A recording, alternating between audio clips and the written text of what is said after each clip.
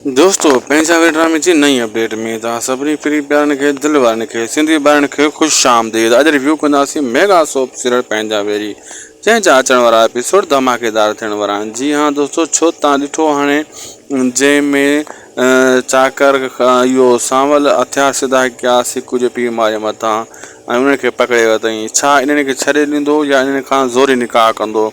न दोस्तों, सांवल मुड़ुसु माण्हू आहे। मुड़ुसु माण्हू कॾहिं बि नियाणियुनि खे ज़बरदस्ती निकाह या उन्हनि ते तशदुद न आहिनि कंदा।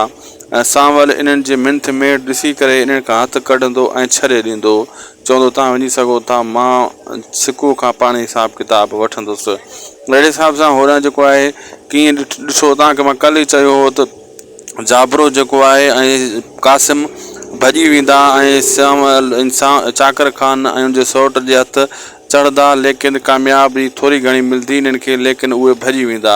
तव्हां ॾिठो त ईअं ई थियो, जाबरो बि भॼी वियो, कासिम बि भॼी वियो। हेॾा थुल्हा मुड़ुस वलर मुड़ुसनि जे विच मां भॼी विया, वॾी ॻाल्हि आहे, सम्झे न। बहरहाल मां जीअं कल्ह चयो उअं ई थियो। मां तव्हांखे ॿुधायो त वक़्ती तौरु चाकर खान वारनि खे कामयाबी मिलंदी। कामयाबी इहा मिली त हुननि ॾिठो, गोली बि हयूं, ज़ख़्मी कयूं, बहरहाल पकिड़े न सघे।